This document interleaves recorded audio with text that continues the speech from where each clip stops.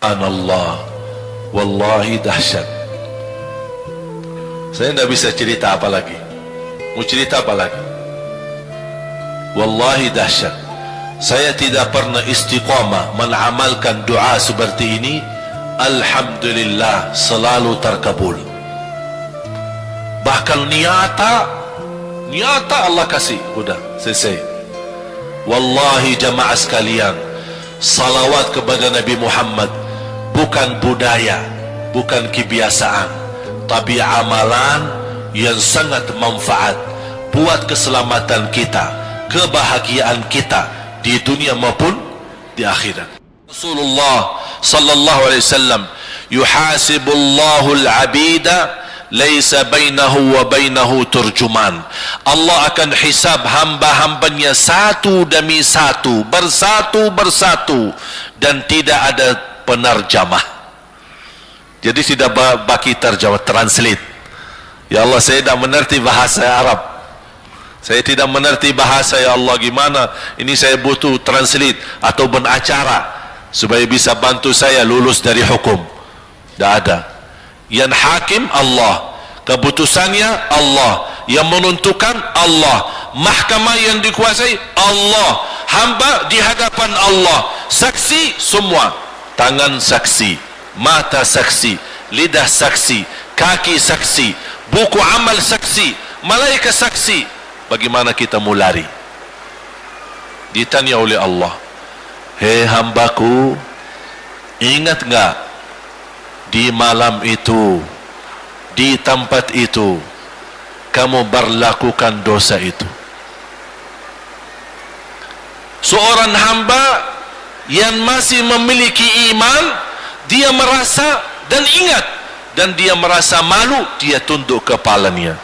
Kata Allah, malu ya, malu.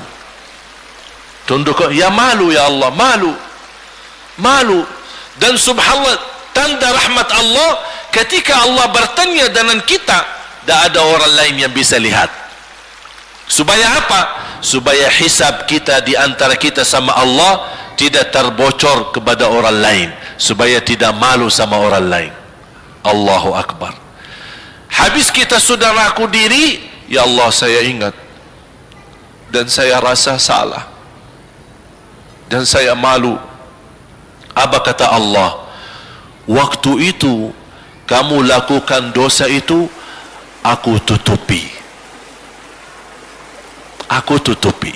Tidak ada yang tahu.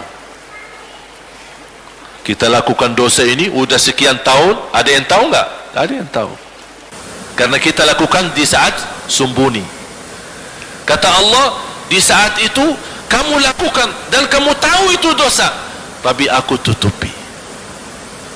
Supaya kamu jangan menjadi malu di depan keluarga atau di depan sahabat. Aku tutupi. Dan aku sekarang sudah menutupi dosamu di dunia, dan sekarang aku hapuskan dan ampuni dosamu di akhirat. Allahu Akbar. Disitulah terasa anugerah ampunan Allah yang maha kuasa. Dan Allah di saat itu mampu menghukum kita. Dan kalau Allah menghukum kita, Allah tidak pernah menzalimi kita. Justru itu keadilan Allah. Tapi Allah tidak memperlakukan keadilannya, justru yang mendahulukan ampunan dan kasih sayangnya. Habis selesai hisab, harus semua tanpa kecuali liwati neraka Jahannam di atas sirat yang panjang, yang kejam seperti pedang, yang tipis sampai tidak bisa dilihat oleh mata. Katanya tipisnya seperti, subhanallah, imam bisa jalan di atas rambutnya. Kejam lagi, masuk di atas serat, terus jalan. Di Di saat itu ada doa yang ia melamatkan kita sampai menuju surga. Nabi Muhammad sallallahu alaihi wasallam, dia sudah duluan. Kalau Sayyidina Abu Bakar berjalanan di atas sirat disebutkan 100 tahun, tapi Sayyidina Abu Bakar satu langkah di atas sirat, langkah kedua di depan pintu surga. Dahsyat. Ini Sayyidina Abu Bakar seperti itu. Bagaimana Rasul? Rasul sudah menunggu di depan. Mulai manusia satu persatu jalan di atas sirat. Dan Rasul di saat itu sibuk berdoa, Allahumma sallim sallim, ya Allah selamatkan umatku, ummati ummati, ummati ummati, sampai mereka terselesai. Sampai di situ saja. Sebelum masuk surga ada berita gembira untuk umatnya Nabi Muhammad sallallahu alaihi wasallam. Tidak boleh ada yang masuk surga harus berjumpa dengan beliau dulu, tatap muka, dan disediain minum yang disebut air Al-Kautsar, dan di situ banyak gelas. Tinggal kita ambil gelas dan minum. Begitu kita mau ambil gelas dan minum, datang Rasul, jangan kamu minum langsung dari tanganku sendiri. Barang siapa yang minum dari tanganku tidak akan haus selama-lamanya. Allahu Akbar. Di situ terasa kemuliaan. Begitu kebahagiaan kita bertemu dengan Nabi Muhammad dan bisa langsung minum dari tangan Nabi Muhammad sallallahu alaihi wasallam.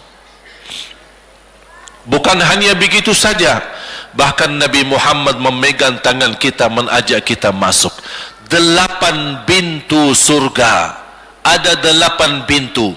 Rasul bersabda, satu pintu luasnya seperti antara langit dan bumi. Satu pintu antara langit dan bumi luasnya. Dan kata Rasulullah, di saat itu akan manusia gesa-gesaan untuk masuk surga. Itu tanda apa? Banyak yang akan masuk. Mudah-mudahan kita terhitung dari yang banyak. Begitu ahli surga masuk, kira-kira Rasul berhenti? Ahli surga sudah masuk, sudah aman? Tidak.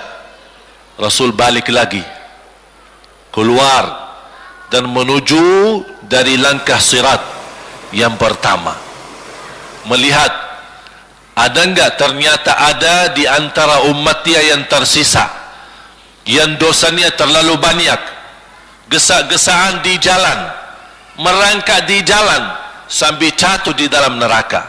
Rasul mana mereka? Masuk ke neraka. Kata Allah subhanahu wa ta'ala melihat keadaan Nabi Muhammad SAW, apa yang dibutuhkan lagi? Kata Rasul, ya Allah, saya tidak akan puas masuk surga sampai hamba-hambamu yang ada di neraka, umatku, diselamatkan. Allah subhanahu wa ta'ala mengizinkan Nabi Muhammad keluarkan dari neraka. Dia keluarkan. Sudah cukup ya Nabi Muhammad? Tidak cukup ya Allah, masih ada lagi. Diambil lagi, dikeluarkan, diambil lagi, dikeluarkan. Artinya dari umat Nabi Muhammad yang masih banyak dosanya, yang masih banyak kelewatannya sama Rasulullah, yang tidak pantas memberi kemuliaan kepada Rasulullah SAW, dapat pula syafaatnya Nabi Muhammad. Yang tidak pernah memberi tanda sayang dan cinta kepada Rasul, dapat rasa sayang dan cinta Nabi Muhammad SAW.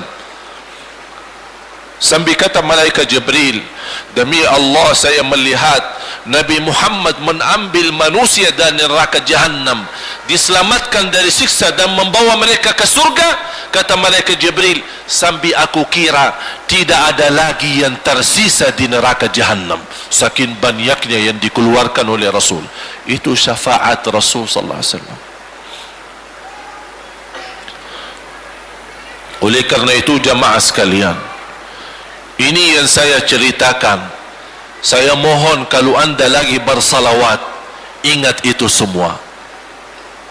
Nabi Muhammad bukan Nabi yang biasa. Nabi Muhammad adalah Nabi yang penolong kita nanti di hari kiamat. Seandainya kita masuk neraka Jahannam, masih ada harapan kita dapat syafaat Nabi Muhammad sallallahu.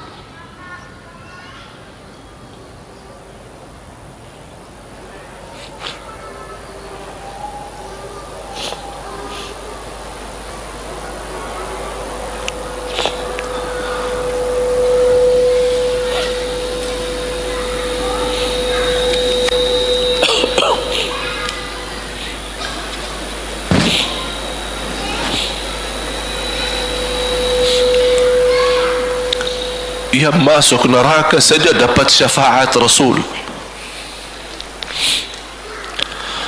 Jadi sejauh mana kita bisa mencintai beliau, sejauh mana kita minat mempelajari kehidupan beliau, sejauh mana kita mengenal sunnah-sunnah beliau. Di zaman ini, umat yang paling bodoh terhadap beliau kita, umat Islam. Kita umat Islam banyak hal yang tidak tahu tentang beliau, tidak tahu bagaimana berjuangan beliau, bagaimana doa beliau untuk kita, bagaimana kesedihan beliau kalau ada di antara kita yang kena musibah atau keburukan, apalagi masuk neraka. Siti Aisyah radhiyallahu anha,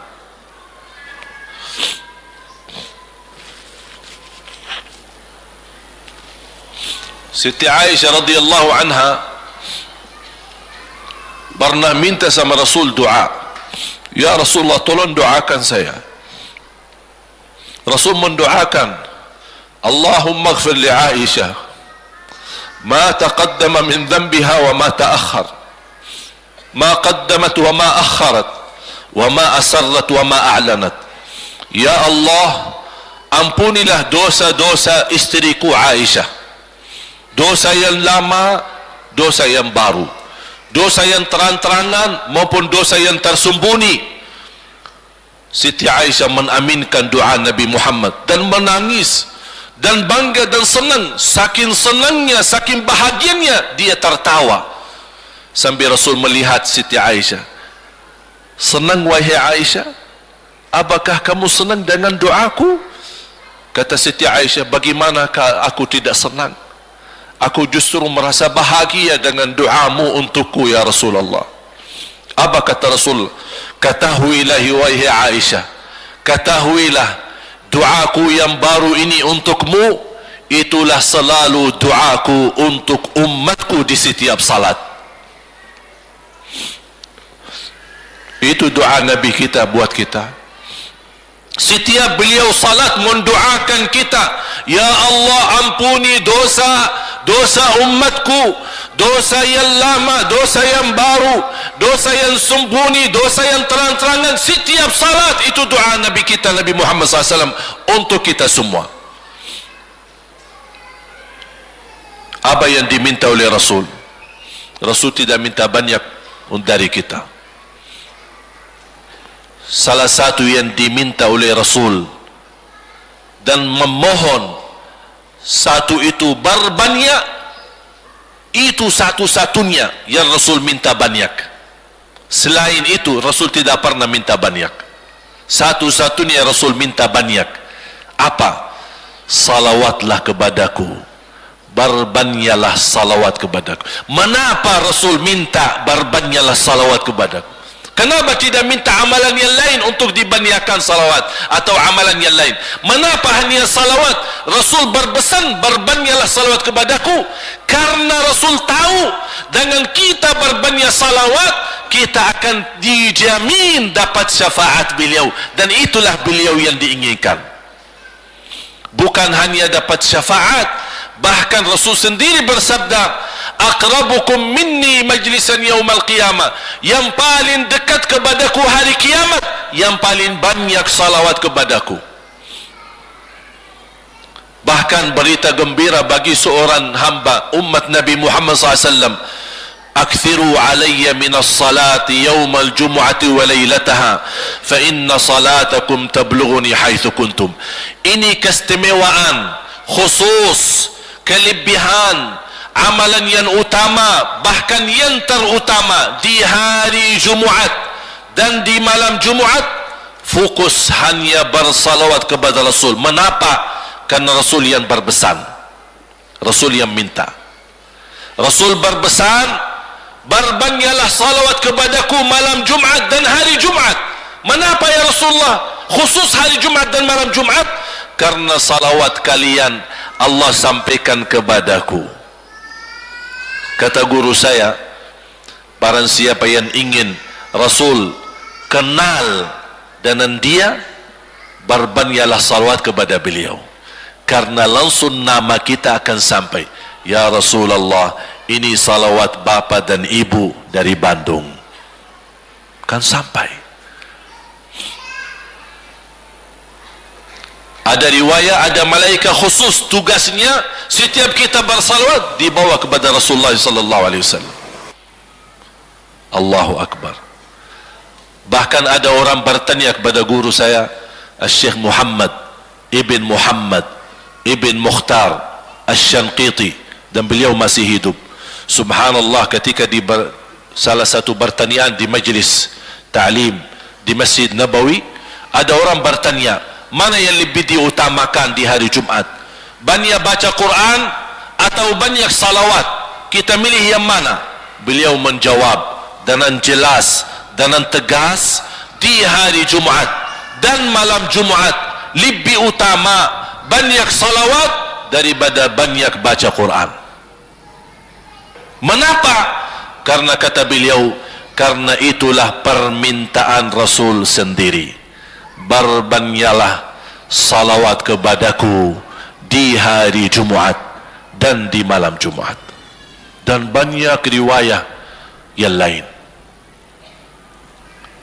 Kalau saya sebutin manfaat, keutamaan salawat kepada Rasul, lebih daripada 100 manfaat. Menghilangkan kesusahan, memberi kemudahan lunasi hutang, menyembuh penyakit, menjamin ampunan dosa, mendapat 10 rahmat, mendapatkan syafaat Rasul, posisi kita semakin mulia. Setiap kali kita salawat semakin naik darajat kita. Barang siapa yang salawat kepadaku 10 kali, dapat 10 kebaikan, dapat 10 rahmat, dihapus 10 kejahatan, dan naik 10 darajat, dan di akhirat dapat syafaatku. Luar biasa. Hadis yang terakhir, Ubay bin Ka'ab radhiyallahu an berkata, ya Rasulullah, aku suka berdoa, karena salawat, arti salawat adalah doa. Arti salawat doa.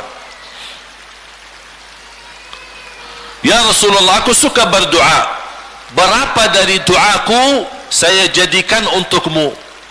Artinya berapa persen, ya? Kalau bahasa kita, berapa persen kira-kira? Kalau misal saya doa 10 menit, berapa menit untuk Rasul, dan yang sisanya buat aku? Contoh, aku kalau berdoa, ya Allah ampuni dosaku, ya Allah murahkan rezeki, sembuhkan penyakit, Allahumma salli ala Muhammad wa ala ali Muhammad. Berarti lebih banyak untuk diri kita, baru untuk Rasul. Sahabat itu, ya Rasulullah bertanya, ya Rasulullah, berapa bagian dalam doaku saya jadikan untukmu? Apa kata Rasul? Kata Rasulullah SAW, ma syi'ta wa in zitta fahuwa khairul lak. Ya terserahmu, mau doa bagaimana untukku, ya terserahmu, tapi semakin banyak untukku, semakin banyak manfaatnya untukmu. Apa kata sahabat? Ya Rasulullah, saya akan jadikan separuh doaku hanya salawat kepadamu. Artinya kalau saya doa 10 minit, 5 minit salawat dan 5 minit doa untuk diriku sendiri. Apa kata Rasulullah? Terserahmu, wa in zitta fahuwa khairul lak. Kalau kamu berani tambah, itu jauh lebih baik untukmu. Tawar menawar sama Rasulullah SAW, sampai di ujung hadis beliau berkata, ya Rasulullah, saya janji doaku semuanya untukmu. Artinya apa? Kalau dia angkat tangan berdoa, tidak satu pun minta buat dirinya. Bismillahirrahmanirrahim. Allahumma salli ala Muhammadin wa ala ali Muhammad. Allahumma salli ala Muhammadin wa ala ali Muhammad. Allahumma salli, sampai selesai. Tidak minta ampunan, tidak minta rezeki, tidak minta sehat, tidak minta keturunan, tidak minta apa-apa, hanya fokus dengan salawat. Karena dengan salawat, apa yang kita niatkan terkabul.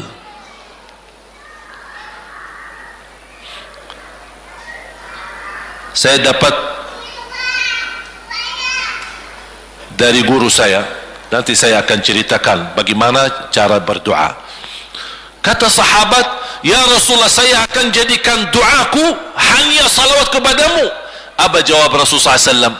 Idzan taf'al yukfa hammuk wa yughfaru dhanbuk wa tuqda hajatuk. Kalau kamu lakukan hanya doamu hanya salawat kepadaku, akan dihilangkan segala kesusahan, diampuni segala dosa, dan dikabulkan segala hajat. Kata ulama, apa yang diharapkan oleh manusia? Hidup di dunia tambah susah dan hidup di akhirat tambah dosa.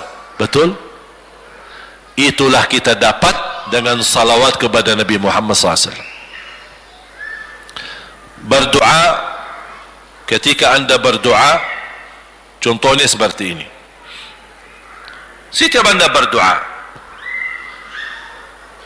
biasa mulai dalam bismillah dan memuji Allah Subhanahu wa ta'ala. Cukup satu kata memuji Allah dalam segala pujian, alhamdulillahi rabbil alamin. Segala puji bagi Allah. Ini mewakili semua pujian yang lain. Asmaul husna, segala sifat agung, segala kemuliaan diwakili oleh satu kata, alhamdulillahi rabbil alamin. Kata sederhana, kata tidak terlalu panjang, tapi maknanya sangat luas. Oleh karena itu boleh diulangi berkali-kali, alhamdulillahi rabbil alamin, alhamdulillah, sampai benar-benar merasa di hati. Karena ini ucapan mewakili segala pujian yang kita ingin sampaikan kepada Allah. Karena ada pujian yang kita ingat, ada pujian kata-kata yang kita tidak hafal, dan alhamdulillahi rabbil alamin mewakili segala pujian kepada Allah Subhanahu wa ta'ala. Kemudian bersalawat, Allahumma salli ala Muhammadin wa ala ali Muhammad kama sallaita ala Ibrahim wa ala ali Ibrahim innaka Hamidum Majid. Silakan doa, ya Allah, ampunilah dosaku. Allahumma salli ala Muhammadin wa ala ali Muhammad. Ya Allah, sembuhkan penyakitku. Allahumma salli ala Muhammadin wa ala ali Muhammad. Ya Allah, berikan kepada aku anak yang salih salihah. Allahumma salli ala Muhammadin wa ala ali Muhammad. Jadi setiap langkah doa diawali dan diakhiri salawat. Faham? Subhanallah, wallahi dahsyat. Saya tidak bisa cerita apa lagi. Mau cerita apa lagi? Wallahi dahsyat. Saya tidak pernah istiqamah mengamalkan doa seperti ini. Alhamdulillah, selalu terkabul. Bahkan nyata Allah kasih, udah selesai. Wallahi jamaah sekalian, salawat kepada Nabi Muhammad bukan budaya, bukan kebiasaan, tapi amalan yang sangat manfaat buat keselamatan kita, kebahagiaan kita di dunia maupun di akhirat. Bahkan keselamatan buat anak kita, salawat kepada Nabi Muhammad SAW. Terakhir, sekali lagi, ketika anda bersalawat, apa yang saya cerita tadi, tolong dihadirkan dalam fikiran. Siapa Nabi Muhammad itu? Nabi Muhammad penolong kita di hari kiamat. Nabi Muhammad yang membawa syafaat untuk kita. Nabi Muhammad yang menunggu kita di surga. Nabi Muhammad yang membela kita di saat kita berdiri di hadapan Allah. Nabi Muhammad yang akan membantu mendoakan kita saat jalan di atas sirat. Nabi Muhammad yang mendampingi kita nanti ketika kita minum dari air Al-Kautsar. Nabi Muhammad yang menemani kita masuk ke dalam surga. Nabi Muhammad yang tidak pernah lupa sama kita. Makanya ketika anda bersalawat dan membawa perasaan dan membawa penghayatan ini, InsyaAllah jemaah sekalian akan terasa, ya Allah, ternyata indahnya salawat kepada Rasul, karena sudah kontak di hati. Apalagi kalau anda begitu salawat dan salam, Rasul jawab. Rasul jawab kita, Waalaikumsalam ibu. Tapi cuma kita tidak dengar. Dia dengar salawat kita, dia dengar salam kita, tapi kita tidak mendengar jawab beliau. Allahu Akbar. Wallahi kalau bisa kita rasakan, wallahi ibu bapa akan sendiri menangis tanpa merasa. Sendiri, kok tiba-tiba nangis, kok tiba-tiba kok tidak bisa tahan diri. Karena Nabi Muhammad itulah yang semestinya sudah menguasai hati kita, sudah ada di hati kita, sudah mempenuhi rasa cinta di dalam hati kita. Makanya kata Rasulullah, tidak sempurna iman seorang sampai dia mencintaiku lebih dari ibunya, lebih dari bapaknya, lebih dari anaknya, lebih dari hartanya, bahkan lebih dari dirinya sendiri. Baru sempurna imannya. Bagaimana kita bisa mencapai kesempurnaan iman seperti ini? InsyaAllah dengan bersalawat, dengan membawa perasaan, membawa kehadiran cerita-cerita yang sama-sama kita belajari, baru akan terasa di dalam hati. Posisi Nabi Muhammad akan semakin besar, semakin mulia di hati kita. InsyaAllah semakin mulia di hati kita, InsyaAllah akan semakin semangat beribadah, semakin semangat mendekati, semakin semangat mempelajari, dan semakin InsyaAllah menjadi baik di mata Allah, dan InsyaAllah baik di mata manusia. Amin ya Rabbal Alamin.